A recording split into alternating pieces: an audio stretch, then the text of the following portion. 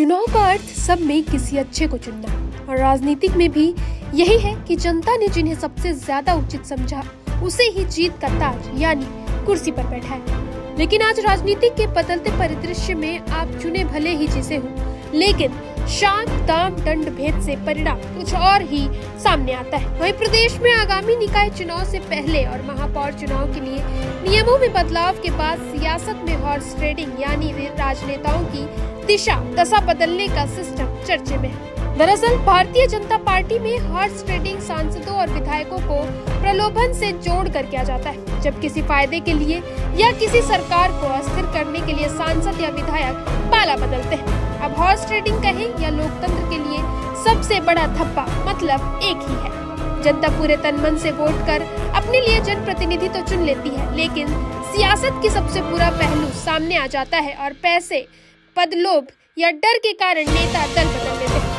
राजनीति का सबसे गंदा चेहरा हॉर्स ट्रेडिंग होता है। इसे साफ सुथरा दिखाने के लिए कभी कभी ऑपरेशन लोटस जैसे नामों से भी ढक दिया जाता है। खैर, ये तो छोटा सा परिचय मात्र हॉर्स ट्रेडिंग।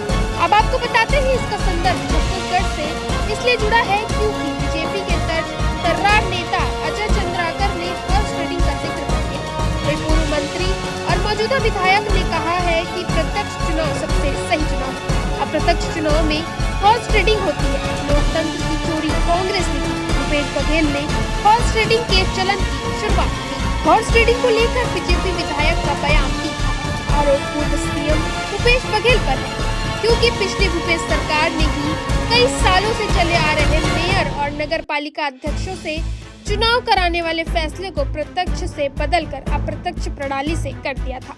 वहीं 2 नवंबर हुई कैबिनेट की बैठक में इस फैसले को फिर से बदलकर सीधे निर्वाचन की अनुमति दे दी। वहीं सियासी गलियारों में इसको लेकर वार पलटवार लगभग खत्म ही हो गया था, लेकिन आगामी निकाय चुनाव और पंचायत चुनाव को देखते हुए अजय चंद्राकर के बयान पर कांग्रेस की प्रतिक्रिया भी है। पूर्व डिप्टी सीएम टीएस सिंहदेव ने कहा है कि हॉर्स ट्रेडिंग का इतना ही डर है तो मुख्यमंत्री और प्रधानमंत्री को भी इसी प्रत्यक्ष प्रणाली से चुनना चाहिए।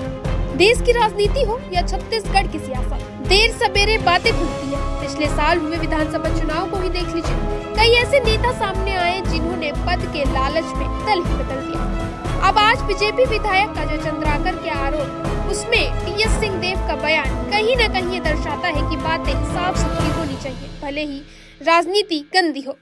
खैर, जिन आगामी चुनाव को देखते हुए अभी से बयानबाजियां तेज हो गई हैं, नगरीय निकाय चुनाव की घोषणा भी नहीं हुई है।